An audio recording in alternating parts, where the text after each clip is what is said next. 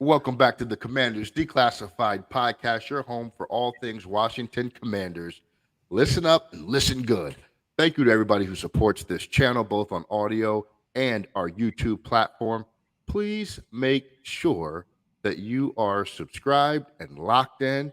Click the button, find the subscribe button, go to audio, go to Google, go to Apple, go to Amazon, go to anything and look up Commanders Declassified Podcast. Find the one that is posting recent episodes. Click that subscribe and stay in tune. Eric, what's going on, man? Had a good week. I hope you all did as well. Everything is good on my end. How are you gentlemen doing? Man, back from vacay. First day, really back getting in the swing of things, and it is rough out here. But I'm happy to be on the show with you fellas. Brian, what's going on, man? It's good to have both of you back from vacation. I know we dropped a podcast last week, but that was through technology magic that we were able to do that. But good to have both of you guys back. Hopefully you guys had a restful vacation, because sometimes I know vacation can be you're going all these different places and you don't get a chance to rest. So hopefully it was restful and you guys are relaxed. Not even a little bit. Yeah. Yeah. Listen. When you have young kids, there's no such thing as a restful vacation. It's just, you're dealing with your problems in a different city. But you know what? I enjoyed it though. And for you guys that obviously weren't here, Brian was chilling, man. He had his shirt open, showing off his pecs, and yeah, we need some of that back. We need some skin on this pot. A little something for the ladies. Yeah, and then female subscribers. All five of our right subscribers that we have. Yeah, all five of our subscribers will be gone instantly, just like that. Replaced with 10 ladies. Yeah, right. Yeah, sure. Hey, look, I'm going to shout out the fans for something here, man. We started this podcast just to really do something we enjoy and to talk about the Commanders. And at that time, it was the Washington football team, Eric, or I can't remember if we were still the Redskins at that point. I think we were just barely the football team. Yeah, that's right. And look, you guys have been on this journey with us for 2 years now. And look, we got some episodes out here that have nearly 8,000 people listening to single episodes, 7,000 people listening to episodes, 6,000 here, 4,000 there. We never imagined or intended for it to be that popular, but we appreciate the love and the support, man. And it means a lot. But continue to tell your friends about what we're doing here, especially if you like what we're doing. And, continue to help us grow, because we like to reach people, man. We think we do a good job here.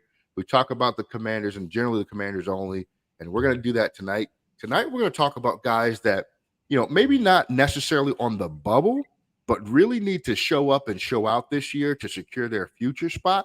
Now, some of these guys probably are on the bubble, but we're going to dive deep into that tonight. And I'm going to kick us off here, and I'm going to give this one to you, Eric. And listen, I think Chase Young has a lot of potential, and I'm still in the Chase Young camp of supporting what he can do. But Eric, tell us why Chase Young really needs to prove his worth this year. He's trying to get paid at this point. He doesn't have he's a free agent at the end of the season. So it's time he's going to get paid by he wants to get paid by this team or by somebody. And the only way to do that is to show up, because he's been down for 2 years now. He wasn't having a great 2021 campaign. I don't think it was quite as awful as a lot of people are making it out to be, but it wasn't he had a great rookie year, and then he wasn't playing at the same level in year 2. Then he got injured. The injury took, basically 2 seasons away from him. Now he's back, he's healthy, and we need to see a lot out of him this year. I would love to see him in the burgundy and gold for a long time to come. I'm still very much in the Chase Young camp. I think he can be a really good player. He just has to get back to that form and really step up. And I think this is the year to do it. He's got a ton to play for.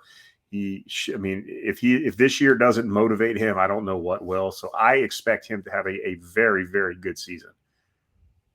Yeah, I do too. And I think, if this doesn't lead to a long-term deal, I think what's in the best interest of everybody may be the franchise tag for Chase Young to give him another year to really show what he can do.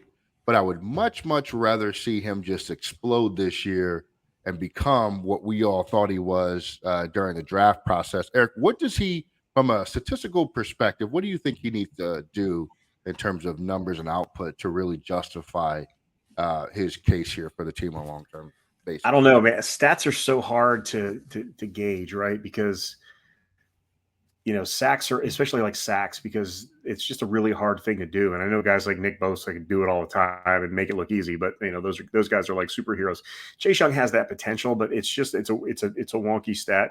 It's really got to show up, and he's just got to be where he needs to be at all times, and the plays will come. He's good enough that if he's doing his job correctly, like the stats will come. I'm not going to put like a specific stat line that he needs to hit, but I mean, if he's that guy and he's locked in and he's doing his job correctly, there's no reason he can't at least be double-digit sacks, right? He could be one of those guys that gets a boatload of pressures. Maybe he doesn't get home as much as he could, but I just think that if he's doing everything right, as good as a talent as he is, there's no reason he can't put up monster numbers just by doing his job. I don't think he needs to go out of his way and try to make plays that aren't there. That's how you get burnt, right? Like that's how your PFF numbers get skewed, where you've got 15 sacks, but you're like a PFF 50, right? Because you're just going for sacks and you're not doing anything. It was like Bruce Smith his last year when he came here to DC, and all he was trying to do was get the sack record, and he was just a bum otherwise. I don't want to see that. I want to see Chase Young be an elite defensive end in all aspects of the game, and he has all of the capabilities to do that. He's in the right scheme. He's in his fourth year with this coaching staff. He's got all the tools. Like, there's no reason he can't do it if he just does his job and does what he's coached to do. He should be an elite defensive end this year. He shouldn't have to go out of his way to make any special plays. They're just going to come to him because he's just that talented. But hey, 15 sacks, why not? Yeah, and I think the one thing I want to add too is, like, we saw improvement across the defensive line when Jeff Zagonia took over, right, and Ryan Kerrigan contributed. We didn't necessarily get to see that in full flight with Chase Young last year, so I'm very excited to see how that's going to materialize. Chase Young's story really reminds me of the Jadeveon Clowney situation for a number of reasons, but the injuries they battled and the hype they came into the league with, right, and how difficult it is to really live up to that kind of hype, especially as an edge rusher. You remember Jadeveon Clowney blew off that kid from Michigan's, was it Robinson, the guy that was a quarterback? Yep. I don't remember, but he blew off his helmet. The hype was crazy.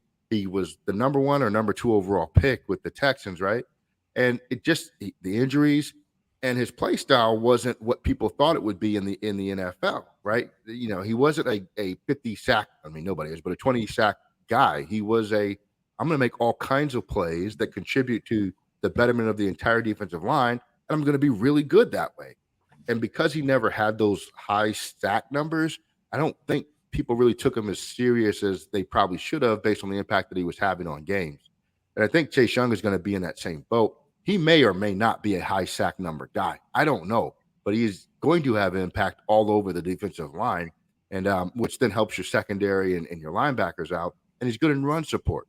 So to your point, it may not be a 19 sack season that says, hey, he deserves to be here long term, but it's about the overall impact that he has on the defense that will justify that. Yeah, if he plays like Ryan Kerrigan's his coach, if he plays a Ryan Kerrigan type game, he's so much more talented than Ryan Kerrigan, and he can produce more than what Ryan Kerrigan ever did if he just plays with that style and that effort level.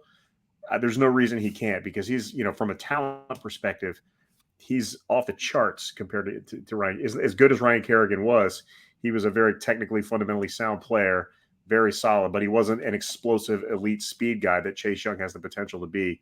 The physical tools that Chase Young has, if he just plays the way Ryan Kerrigan played, he's going to put up numbers and he's going to be a really impactful player. So just do that. Yeah. I'm sure there's more to it. I've never played defensive end in the NFL, but I'm sure it's way harder than what I just said. It's easy. Yes. Just easy. Brian, just wake up and hang out. You'll get those 12 sacks. That's right. So, Brian, there's a player that I think is really hard to judge for similar reasons to Chase Young, and that's Benjamin St-Juste. So St-Juste has had his moments defensively, and I think he showed a lot of promise, and I think folks are really high on him. But I think in the grand scheme of things, when you look back on it, he has a lot to prove still. So talk to me about what you think he has to show and why he still has so much to prove. Yeah, with Benjamin St-Juste, first off, we just talked about Chase Young, number 2 overall pick. Benjamin St. Juice, third round pick, right? He's a corner. As a third round pick, you're expected to develop into a contributor, maybe eventual starter. So not that much high expectations. Like if St. Juice stumbles or is up and down, I'm not going to be as upset as we probably would be with Chase Young, right? We just had that long discussion. You guys talked about all the good points for and against, and hopefully, we see that from Chase Young. But St. Juice had he had a little bit of I think it was a down rookie year. I didn't think he played particularly well. But this past year, I thought he rebounded very nicely. He had a good sophomore campaign in which he was a solid starter. I think he was a solid number 2 corner. I don't think he gave up, too many big plays. I think, kind of his one glaring weakness, we talked about it on the pod a couple of weeks ago, is those vertical routes, right? If you send somebody on a go route, he just doesn't kind of have that next gear to kind of stay with them. But everything else, he's pretty good. Now, is he going to be a guy who can turn the football over and get interceptions? Unfortunately not. He has 0. And Ellie, you brought this up in our group text. He has 0 interceptions in the NFL so far. And he also has 0 interceptions in college, which is even wilder to me because he was in college for several years. So that is a big kind of hole or glaring weakness in his game. But he's a solid corner. This year, he does have a lot to prove, but I feel like he's overshadowed because we did draft 2 corners or defensive backs with the first 2 picks of this draft, and one in the first round who's going to get all the attention, right?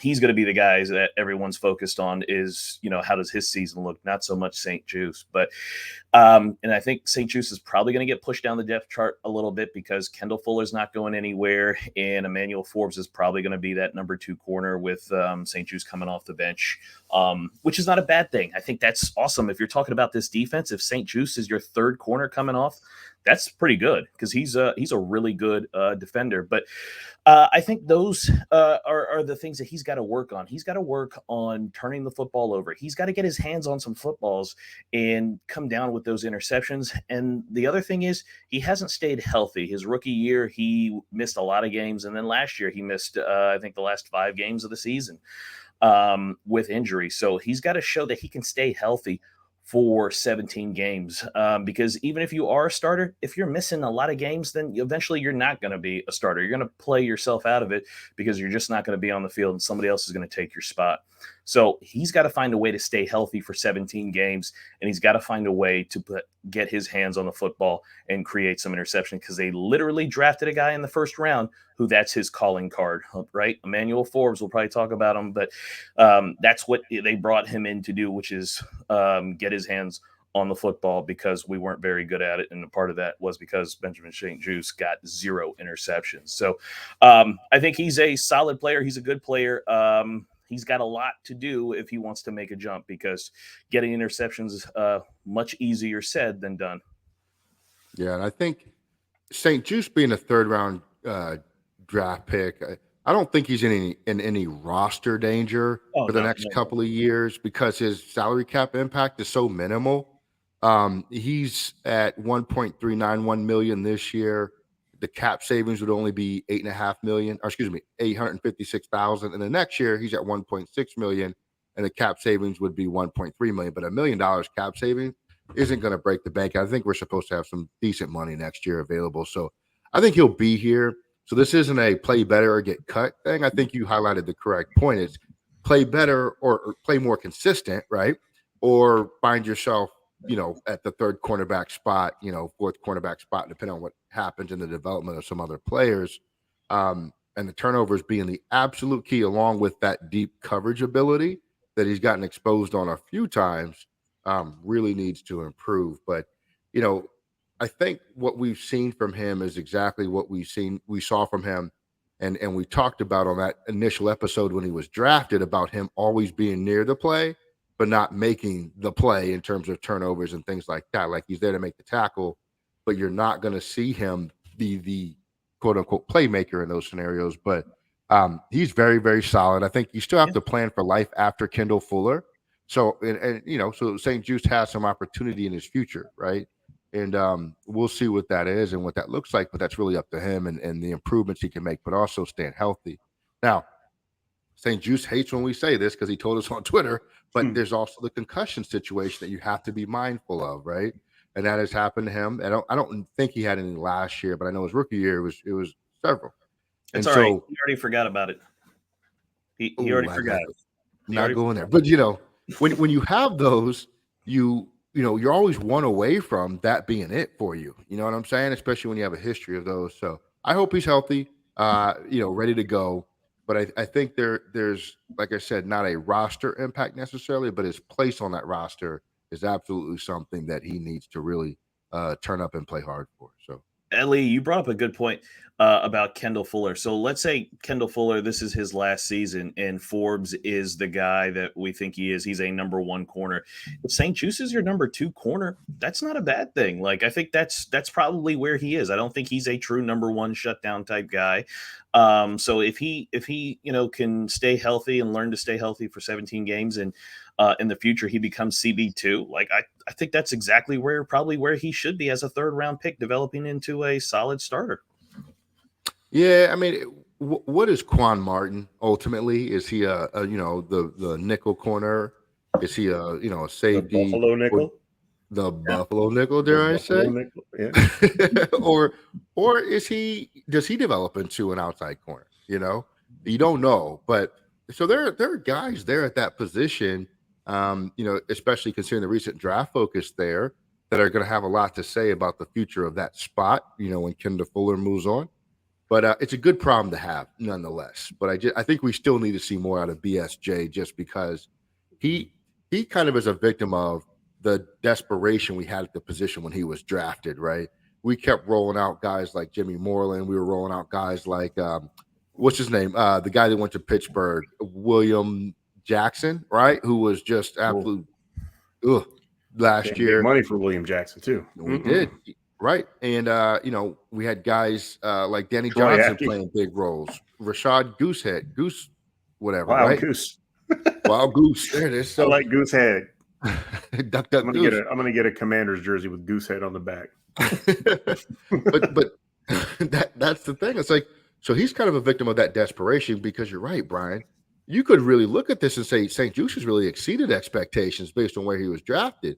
But because we've had such a desperate need at the position, it kind of feels like he's been a little disappointing because he hasn't been on the field. But it's not his fault that the Commanders haven't really been able to fill out that position at a starting caliber level. But so the story goes, they say anyway. So, all right, Eric, I think this is an important one. Antonio Gibson. Gibson's been with us. This is his third season now, I think. And this is it year year Four. This is last year. Wow. 20, Yeah. 21, 22, 23. Yeah, so 20. Yeah. He's been with us 4. 3 seasons so far, going into his fourth year, right? Correct. So Gibson, has had some really, really strong stretches. And I think he had a season where he looked like he was really on his way to being a top 10 running back in this league. Now, you see some tweets and messages come out that like maybe he really wants to focus on wide receiver, periodically and things of that nature. I don't know that you can say that Gibson's put it all together yet, though. And maybe that's because his offensive coordinator, who shall remain nameless, held him back. But I think there's more to that Gibson story that needs to be told this year. Do you agree? Yes, definitely. Gibson, I think I've said this before. Trying to learn a new position at the NFL level is next to impossible. It's so hard to do, to switch positions and play something that you maybe haven't played since like middle school or high school, and now you're doing it against the best players in the world. And that's kind of what Antonio Gibson's had to do. And the fact that our former offensive Scott Turner, horrible, just treated him like he was Clinton Portis or John Riggins, and just ran him between the tackles nonstop. It didn't do him any favors. He's just not that type of running back. I mean, he's at his best when he's in space. They just didn't want to get him the ball in space for whatever reason. They just wanted to treat him like a Brian Robinson type running back, when he's so much different and more than Brian Robinson. There was one year where he had a real fumbling problem, but he got that figured out. I don't think he had any fumbles last year. Certainly didn't lose any. So that was great news. But I think, he's not an RB1. I don't think he's ever going to be an RB1 in the NFL. He's not going to be a lead back. I just don't see it. But he can be a really useful and explosive position flex guy, which is a kind of a overused term, I think, these days. But he's like that, almost like the Curtis Samuel role, maybe not quite, a little different, not as shifty, more powerful, just as fast, a little bit different type. But he's so good in space that's where he needs to be. So I don't know that he's going to be a full-time wide receiver. I don't know he's going to be a full-time running back. But you move him and you use him as a chess piece, just like you've been using Curtis Samuel, kind of the way you used J.D. McKissick in the time that he was here. So there is so much untapped potential with Antonio Gibson that it was just frustrating to watch them treat him over the past couple of years like a lead back and a bruiser when he's just not that. I mean, he's 230 pounds, but just because you're big doesn't mean you're a power back, right? Like, I remember that bum that Scott McLuhan loved so much. What was his name? Matt Jones. Matt Jones. Oh, God, he was a football player. He was a football player. Yeah, no, I mean, he was like a 245-pound, 4.35, and he was just a bum, and he wasn't powerful. And I think even back to like Mike Sellers, when they were like giving the ball to Mike Sellers at the 1 yard line, he would try to jump over the pile instead of using his 270 pounds to push through. Like, just because you're big doesn't mean you're a power back. And that's where Antonio Gibson falls in. Antonio Gibson in space is terrifying. You can use him like a Deebo Samuel type role. That's what he should be doing. Get him running jet sweeps, get him running screens. Do that. Antonio Gibson is going into year 4. He's a free agent after this year. It's time for him to get paid, just like Chase Young. Yeah, he wants to get paid. He wants to catch more passes, and why shouldn't he? He can, and I think Eric Bieniemy is going to be really good. He's going to be one of the main benefactors of Eric Bieniemy coming into this offense, because Eric Bieniemy knows how to use those guys, right? He had guys like Jerick McKinnon and Clyde Edwards-Helaire and just guys like that weren't really wide receivers. They weren't really running backs. He had a lot of those guys, and he's familiar with them. He knows how to use those guys, and I think Antonio Gibson's going to have a great year. He's going to have, I mean, we're going to pick stats. He's going to have 1,500 to 1,800 all-purpose yards and a handful of touchdowns at least this year. And I'm going to call it right now. I think, provided he's healthy, he's going to have a monster year, and he's going to get him. Well, I don't know if he'll get paid because he's a running back, but he's going to have a great year, and he's going to have he's definitely getting a second contract somewhere in the NFL. Eric, I think you nailed it. He's a space player, right? And I think we miscast him right from the start. And we thought he was a player who could create on his own. We thought he is a 1950s running back. We can run up the middle. And that's just not who he is or the best use of his ability. And like with any space player, like you said, Deebo Samuel, or just look at Kadarius Toney last year. He's the same thing. Everyone thought Kadarius Toney was a guy that just give him the ball and all of a sudden he can create, right? He can make moves. He can do all these things. No, you've got to scheme these guys open. You've got to put them into space. You've got to give them the ability to actually kind of see the field and have less congestion. When you put them between the tackles, it's congested, and they're not able to kind of use their quickness or their size or anything to their advantage. And I just think we miscast them, and we didn't know how to use them. Scott Turner didn't know how to use anybody. He doesn't know how to use a quarterback, let alone a running back or a wide receiver or a hybrid of the two. So, that part I don't believe is on Gibson or anything like that. We never used him correctly. And you're right. We are going to see it now because the West Coast offense is all about getting guys into space. It's utilizing players like Gibson and their skill set. So this is probably the best chance that we'll see him at his probably the most optimal of his whole career so far. Yeah, I think Gibson and Curtis Samuel are the two big benefactors this year, and probably Logan Thomas is going to get a ton of targets. But those guys are going to have they're going to have every opportunity to become superstars this year. Whether they do or not is on them. They're going to have every opportunity to just have insane years. So you talked about typecasting them. Remember in the draft they were talking about the next Christian McCaffrey. We're going to use him like McCaffrey. That's a special all that jazz. Yeah, right. But they didn't use him like McCaffrey. Yeah, they could have used him like they didn't. That's my point. McCaffrey is a special breed, but they made no attempt to do that. And if you remember very early on in Gibson's rookie year, they used him like Christian Okoye. Before the season started, Gibson was learning both positions. I don't know if you guys remember this. And then Yeah. I think Gibson was trying to correct somebody in practice, and Ron was like, he just needs to learn how to do the running back stuff first, right? That was like a comment. It was kind of like a little offhand thing. I don't know if you guys remember that or not. But ever since then, he really hasn't been doing both from what we could see.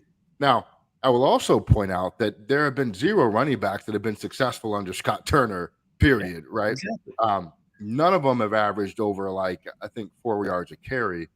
Gibson, I don't want to say Gibson can't do it. He did have 1,000 yards rushing in 2021 on 258 carries, 4 yards a carry.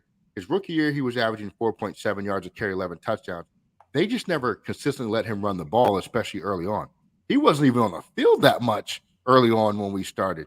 It's been a very confusing ride in terms of running back as it relates to Scott Turner, the coordinator who shall remain nameless. And that's why I'm glad he's gone, because there really was no plan. There was no strategy.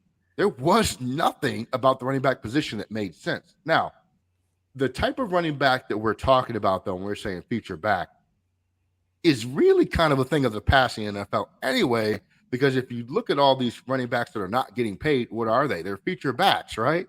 And these teams are like, hey, we don't want to deploy this type of thing anymore, or we do want to deploy, but we're not going to pay it, right? And so I think we got to look at what the enemy's offense really has for a feature running back anyway. Kansas City had Pacheco last year, right? I think he had over 1,000 yards, if I'm not mistaken, but he was very situational in that too. And the Chiefs were up a lot. You know what I'm saying? So, like, they had the opportunity to run the ball, but it was Mahomes' show. I'm looking up Pacheco's stats because I thought he had 830 yards. I'm sorry. And he averaged 5 yards a carry. But I wouldn't even, like, in that offense, though, that offense was Mahomes, you know what I mean? And then it was like, hey, we're going to hand it off when it makes sense to do it. That's the NFL nowadays, unless you don't have a quarterback like the Giants, who they paid $40 million a year to, but it's Saquon Barkley.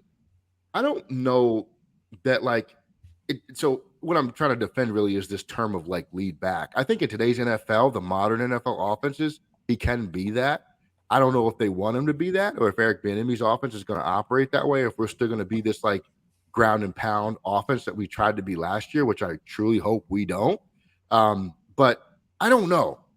Bottom line is, though, that it really seems like Gibson doesn't even want to be that. He wants to be a receiver because that's where he feels like he can be special in this league. He probably feels like he can be a good running back, but he can be a special weapon, right? Remember what he said, like, pre-draft or post-draft when he was interviewing with the radio shows? What did he call himself?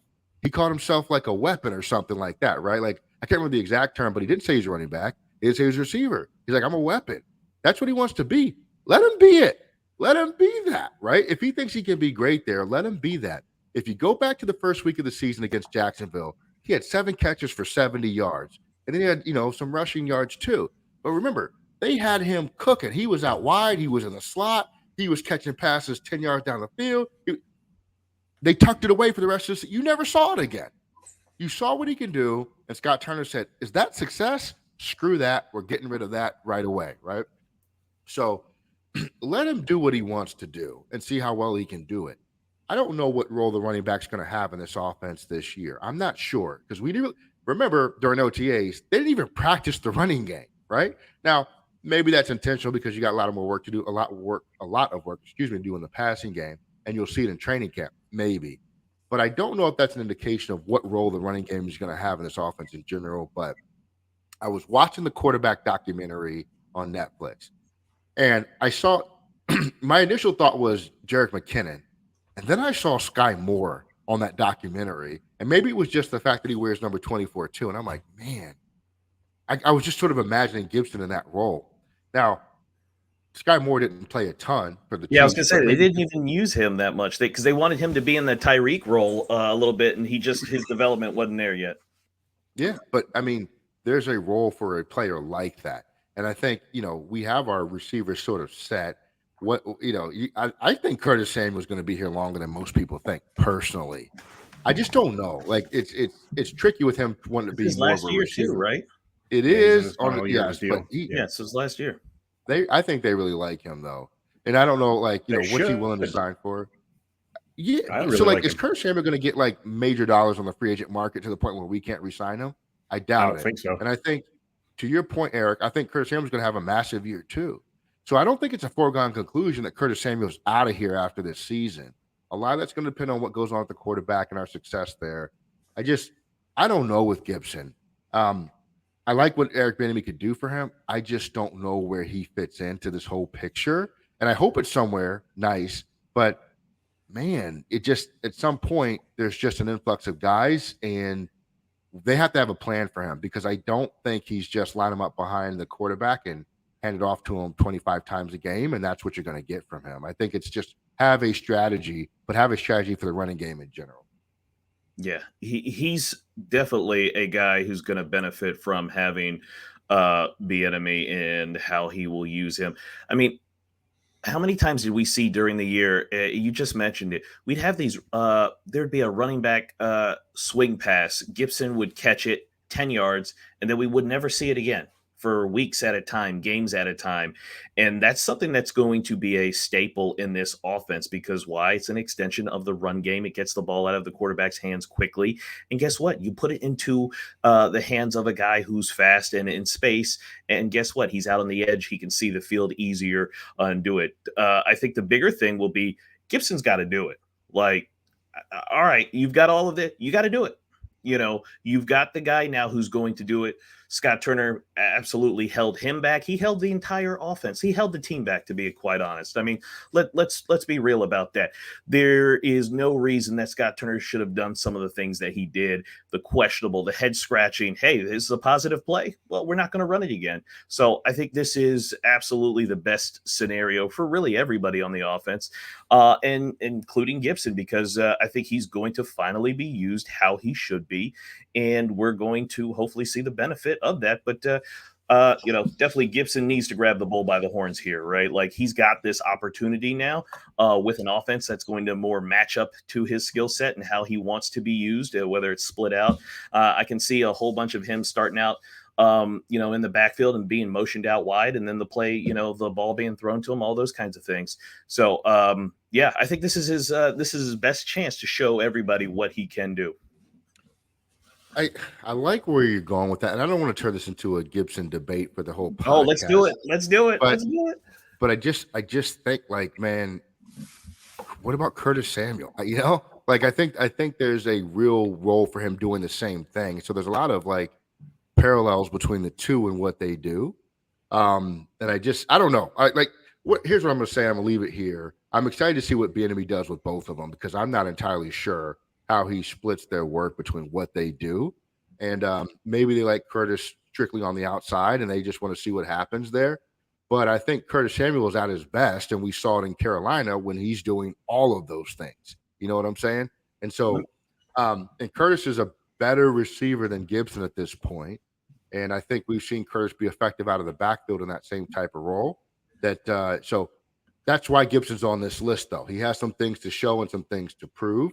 And I'm excited to see what happens there. All right, I'm going to keep us moving. Wait, one last thing, because you just brought up a good question I heard on another show, and with Gibson and Curtis Samuel, since they have similar skill sets. So because there are similar skill sets, and the question was posed to Logan Paulson, and what he said was, unfortunately, the defense, like if you send Gibson in motion versus if you send Curtis Samuel in motion, you get a different response from the defense based on their skill sets and what they can do and things like that. So, depending on Curtis Samuel going in motion, they're thinking, this could be jet sweep. It could be, reverse, that kind of thing. Whereas Gibson, it may not be. And I think that was really more so because of the kind of the stale nature of Scott Turner's offense, right? If somebody went in motion, it was Curtis Samuel, and it was going to be a toss reverse. So, hey, can this now be where Bieniemy kind of diversifies this, and we see multiple people, Gibson now doing it, Curtis Samuel, maybe somebody else, that kind of thing. So hopefully, like you're right. It previously may have been Curtis Samuel. Hopefully now it's more Gibson because before that wasn't happening. It was just the same guys every time. Yeah, and I think something that's really understated about Gibson is he only had 44 catches in college. It's not like he was, pulling down 60 balls a year. Like there's a lot of inexperience at the receiver position too for him. including, route running and things of that nature as a receiver. So, there, dude, it's just not as cut and dry as I think we want to feel like it is with him being used out there. So we'll see what happens. He was a very inexperienced college player in terms of like having a position, right, that he really focused on. He didn't get a lot of run in that regard. I mean, it just didn't happen in college. And so, to Eric's point earlier, he's learning actually two positions at the pro level, essentially, and that's just a really tall task. All right, Brian, we're with you, man. Dyami Brown. Don't you do that, man. Dyami Brown out of UNC, man. Is he on your bubble, and what does he need to do this year? Well, Dyami Brown. Wow. He's going to be on the roster. It's really hard for me to see enough improvement from him that he's going to make a huge impact, not because he doesn't have the talent, because who's ahead of him, right? Am I going to take away catches from Terry McLaurin, from Jahan Dotson? We just talked about Curtis Samuel and Antonio Gibson. Like, which one of those guys am I taking catches away from to give to Dyami Brown? So far we've seen Dyami Brown struggle since coming into the NFL on some of the shorter routes, on some of these slants, these crossing routes, these quick outs. His concentration on those seems to be the issue, and there's a lot of drops. Now you send him vertically, you send him on deep routes, all of a sudden the concentration comes back, the hands come back, he catches everything on some of those deeper routes. So that's something that he really needs to work on, because we're now in a West Coast offense where, guess what? The staple of this offense is going to be the quick passing game. So what is that? That's shorter routes, that's quicker hitting routes, that's timing routes, where his kind of timing, his concentration, those hands on shorter routes are all going to come into play. So he's really going to need to show a lot of improvement if he wants to get on the field and get a lot of playing time and get looks from the quarterback. Now, the quarterback was his college quarterback, so he certainly has that rapport. We've seen workout videos with him and Sam Howell working out all summer, so there's that good rapport there. But he certainly is really, really good at catching the football vertically down the field. We saw that Tennessee Titans game, right? Carson Wentz, of all people, Carson Wentz threw two, I don't know, were they like 70-plus yard touchdown bombs to him in that game? And he caught them, no problem, touchdown, great. And then, we don't see him for several weeks, several games. He would just kind of go dormant. Now, that could also, again, be Scott Turner, not kind of getting guys involved in the offense. But we would also see him drop like a quick slant. Like, it just, no coverage on him. He would just drop it. So he really needs to show a lot more consistency, develop that full route tree, and show kind of the focus and concentration in kind of that quick passing game. Because, hey, Terry McLaurin, Jahan Dotson, Curtis Samuel, they're going to thrive in that quick passing game and that run after the catch. So if Dyami wants extended playing time, he wants to earn more chances at those deep balls, well, he's got to show it in the quick game as well, too. It can't just be just put me in for that 9 route, that go route. But unfortunately, I don't know if there is much more there to him than that, because, again, you're going to have to show, Dyami's going to have to show a ton of improvement, again, to garner taking away catches, targets from Terry McLaurin, from Jahan Dotson, from Curtis Samuel, from Antonio Gibson in the pass game, and from the tight ends too, right? You still got to consider the tight ends have got to get targets as well too. So I don't consider it much of a competition, just because the guys ahead of him are just so much better. But he certainly has talent, but he's got a lot of work to do if he wants to be even ranked higher than a 4th wide receiver right now, because I really don't see him moving up the depth chart in terms of being somebody to garner more catches. Yeah. Dyami Brown last year, his big opportunity really came when Jahan Dotson missed like 5 games in the middle of the season. And unfortunately, that opportunity coincided with Taylor Heineke taking over at quarterback. And Taylor Heineke only throws to Terry McLaurin, right? Like, he gets 100% of the targets most of the time, right? He gets all. I mean, you saw even when Dotson came back, Heineke wasn't looking for him. He's like, Terry's my guy. That's who I'm throwing to. And if Terry's not there, maybe Logan. But yeah, so Dyami Brown really, unfortunate for him, Carson Wentz started looking his way a little bit. Then Carson Wentz got benched, and the routes were there, the playing time was there, but just Taylor Heineke wasn't looking at him. I kind of agree with you though. I think Dyami Brown, his role in the NFL is going to be a guy who goes deep and gets 15 catches a year for 200 yards and a touchdown. Like that's just going to be his thing in the NFL. He just has yet to show that he's really like a complete wide receiver other than just a guy who goes deep. And Aldrick Robertson's a pretty good comparison, honestly, for him. In the Kansas City Chief offense, that was Mecole Hardman. He was a blazingly fast guy, but he just ultimately was the guy who stretched the field for them, right? Like while everybody was running these crossers, they'd have Mecole Hardman, stretch the field vertically. And if he was open, then Mahomes would toss it to him. Otherwise, he'd go to somebody else. So, I think that you're exactly right. Well, if that's the case, it'll be better because nobody's going to respect Sam Howell like they respect Patrick Mahomes. Like there's gonna be deep shots available at least early on. They're not gonna just sit there and cover 3 all day, making him taking away the deep ball. So there's a chance if it's there. But then he's got Jahan Dotson and Terry McLaurin and Curtis Samuel in front of him. Yeah. So who knows?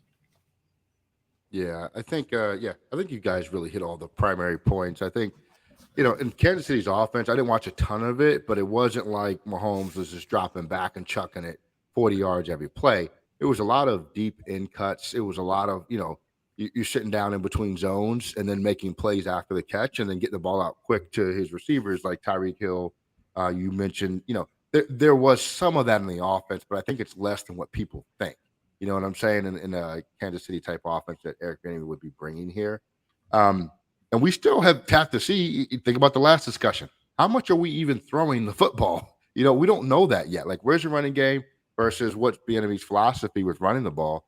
We don't know. So Dyami Brown's role is really, really undefined, at least as it comes to us that are not on the football team, But he does have a very specific skill set. And I think you guys are right. I think he's going to be challenged to develop beyond that. But he just has to become an ace at that skill set, and he'll carve out a niche in the NFL for him just fine. All right. A couple more here for you. Eric, Logan Thomas. Obviously, he's battling injuries and also age. What does Logan Thomas need to show this year? Show that he can still do it. He's another guy that's going to get plenty of opportunities. I don't think he's going to be Travis Kelce in this offense. I don't think they're going to rely that heavily on Logan Thomas. He's not a Travis Kelce level tight end. I think what you saw in Kansas City with Kelce was they were feeding their best player the ball.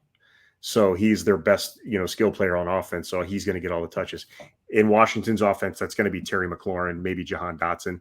Those guys are going to get the lion's share of targets in this offense. As far as, if they're not throwing, even if they are throwing screens, they're going to throw a lot of wide receiver stuff. But Kelce, so Logan Thomas isn't going to be Travis Kelce. But, this is a very tight end friendly offense from what we've seen from Kansas City. So the opportunities are going to be there. Ron Rivera seems to still be very high on Logan Thomas. The injuries were an issue last year, coming back from an ACL from a dirty hit the year before. He was probably never really quite himself.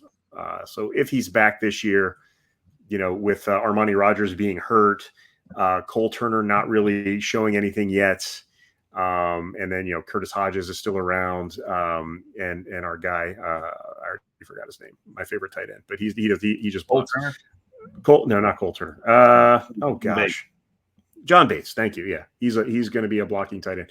I think Logan, if a tight end is going to get a lot of targets, it's going to be a healthy Logan Thomas. So as long as he's on the field, he's going to see his share of targets.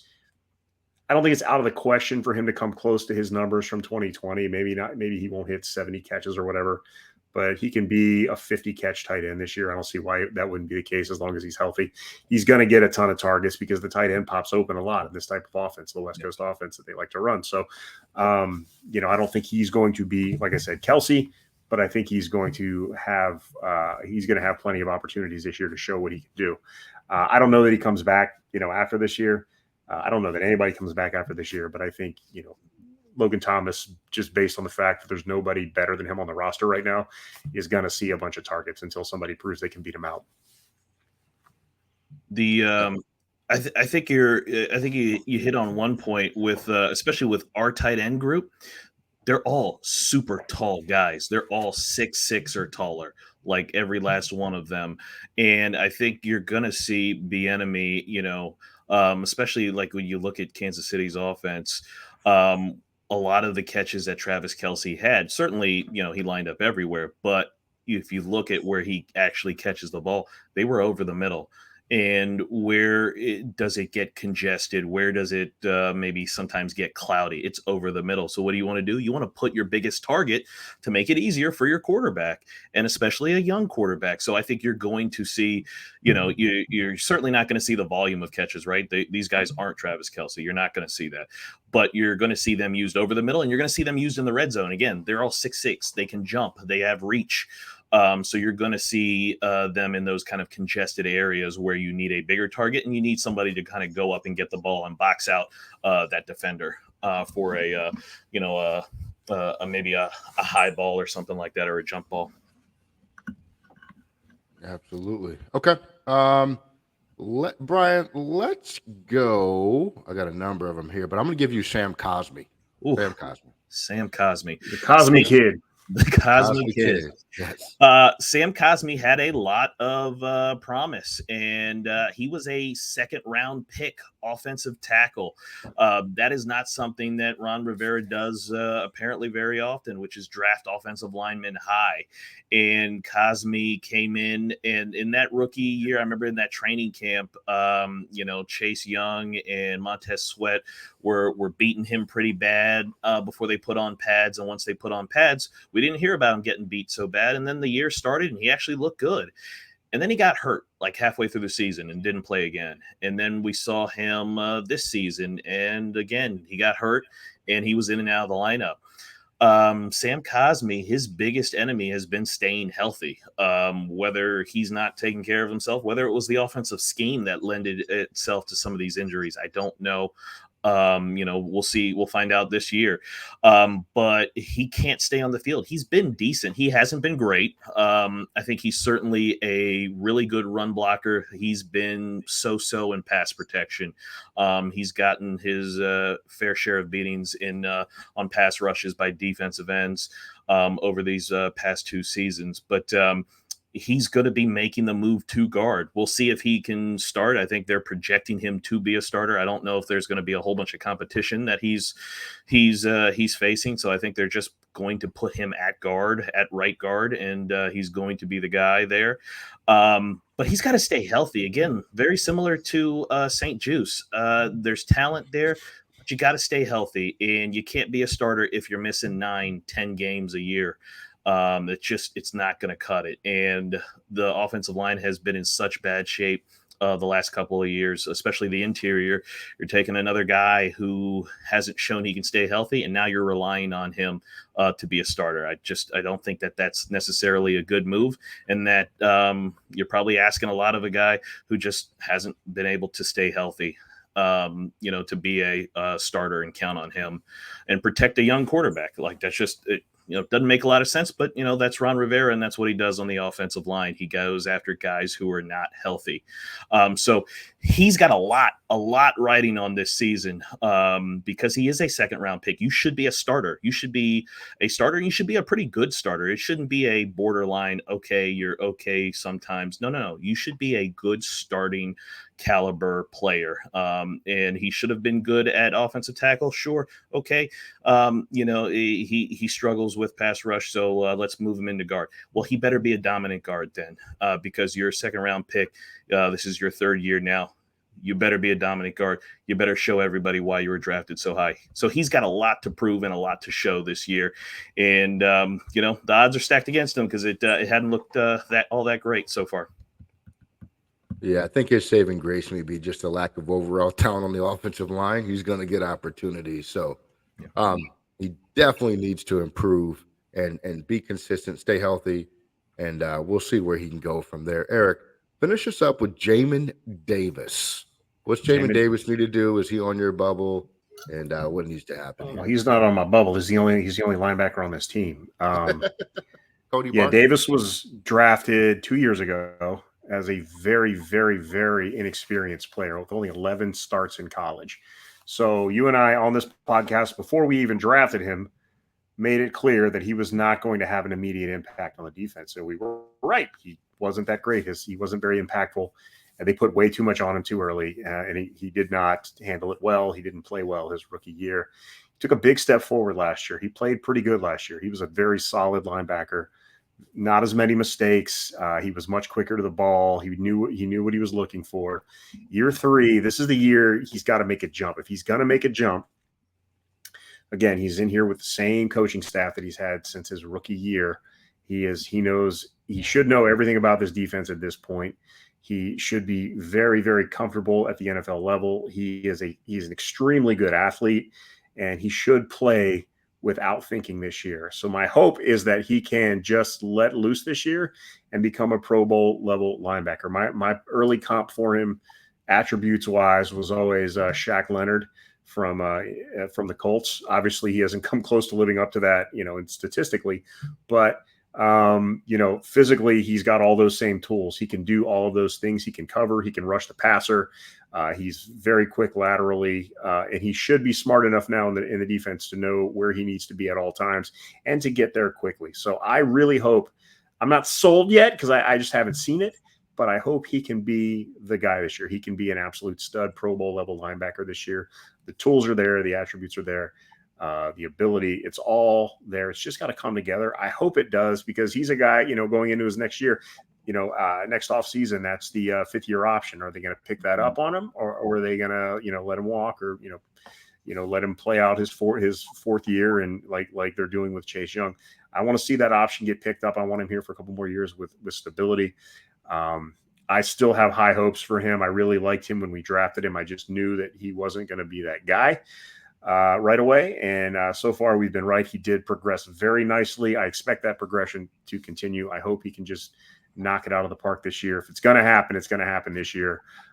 So I hope it does. And I think, I hope he can be a stud this year. Yeah, I think some of it too, like they have to decide what they want to do with him. When they let him loose and just to go after the quarterback and make plays around the line of scrimmage, I thought he was very good at that.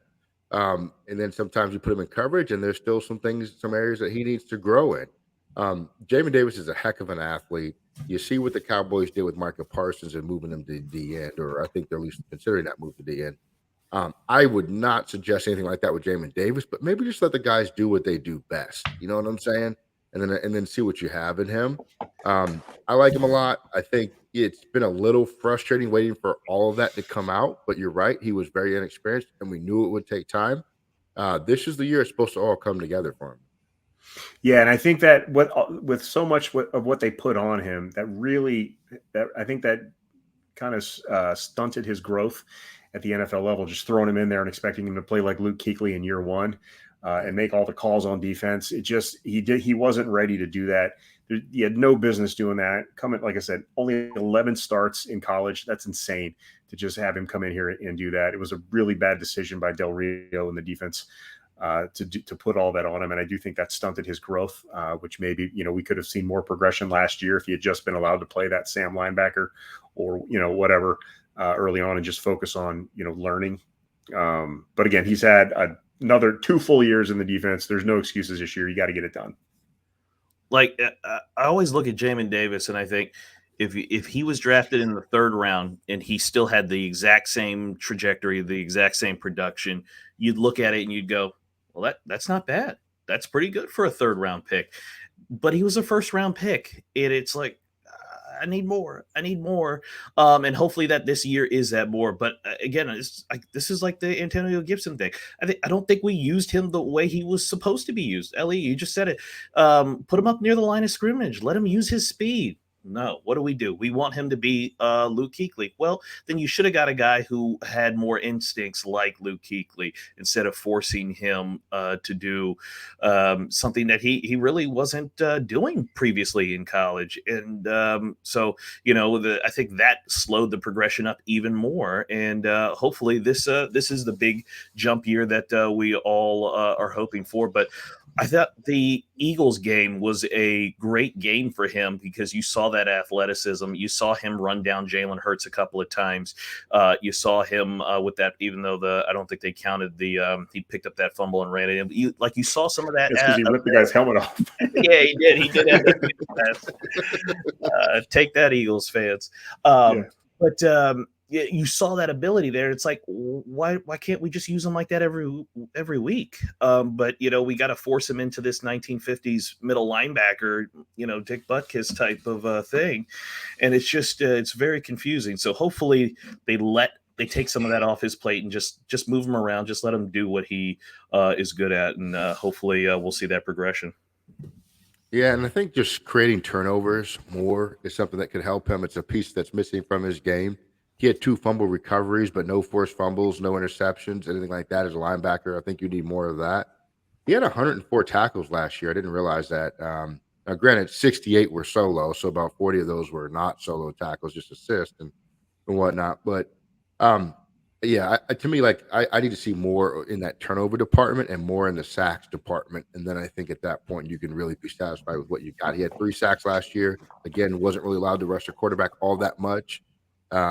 But it's one of those things where, Brian, I think you said it really well. Like if he was overdrafted. I'm just going to say it out loud. He was overdrafted. Oh yeah, it is what it is. But he was taken in the first round, so you got to show up and you got to do more. And I think how like when we had Heineke, people got excited about average things that any other quarterback who was of higher caliber would do on a normal basis. It was like would do in their sleep. But when Heineke did it, it was like, oh, look, that's great. I think we've kind of taken that same approach with Jamin Davis, where it's like, oh, he got a sack. It's like he's got 3 sacks. It's like, that's amazing. Well, not really, because most linebackers are doing that on a normal basis. That's house money for them. But he was so bad or so underwhelming his rookie year that I think any incremental progress we really celebrate, like the big victories, even though he's only normalizing to where maybe he should have been all along. Now we got to see some exceptional play, period, right? Like at some point you got to play to that first round draft pick. It's got to happen this year or we got to go. He's got to. Yeah, he turned into a solid player last year. The hope this year is he becomes an impact player. Yeah. Yes. And he becomes a linchpin on that defense.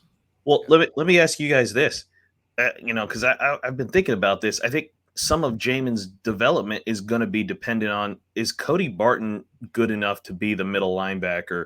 And because if he is, then Jamin can be that outside guy. He can be the guy who kind of runs and chases and runs down the running back. Or, hey, if we are playing Jalen Hurts, do like he did last year, run him down, cut off those alleys so Jalen Hurts doesn't gash us for 30 yards on the ground. Because if Barton's not that guy, guess what? We're going to have to put Jamin in that role, or we're going to have to put Mayo. David Mayo's still on this roster. We're going to have to put him there, and it's just going to, put stress on Jamin and have him do other things that he's not maybe necessarily good at. So do you guys think that, Cody Barton can do anything? No. I mean, Cody Barton was losing snaps to Khalil Hudson in OTAs. So I have very low expectations for Cody Barton this year. Pretty much any free agent signing that these guys bring in, I don't love. So no, I'm not I would love to be surprised, but I'm not expecting much out of Cody Barton this year. Yeah, that's right. Yeah, I do think that they're probably going to give Khalil Hudson some significant run, for better or for worse, right? But I just, I'm with Eric, man. Until we see it, I'm not overly excited about it because of the reports thus far. Even though what did they give Cody Barton from a contract perspective? Just $3.5 million. Yeah, it was humble. It was modest. Yeah, but still, I don't. They're free ever since Kyle Smith left. The free agent signings have been quite underwhelming. And I think that continues. Outside of Curtis Samuel, I do still like him. But yeah, I'm not in love with Cody Barton and the idea. I think he's John Bostic, 2.0 coming through here. Prove me wrong, Cody. I hope I'm wrong about you, but I don't see it. Rivera really seems to like Khalil Hudson, and it always has, and tried to find ways to get him in there. Yeah, we'll 2 years ago, they had no linebackers healthy. Nobody was playing, and Khalil Hudson couldn't crack the lineup. So Sorry, I don't see I'm it. with you. Hey, show me something before we just get Yeah. on board with that. Yeah. Like all of them. So that's why our linebacker position is such a mess. But that's for another podcast, you know. So anyway, all right. So those were the players that we felt like really need to step up this year and show something for one reason or another. It's an important year for us, for this franchise, because it could be the final year of Ron Rivera, or it could be, hey, the start of something great long term. So hopefully you guys enjoyed listening to that. Make sure you guys are subscribed. Share the episode with friends, post on social media, tag it in Facebook groups, do whatever you want to do. Copy the link, take it anywhere you want to go, share it. We appreciate it all. We're going to get out of here, but we're going to leave you with this. Go Commanders. Right? So we're out of here. Peace.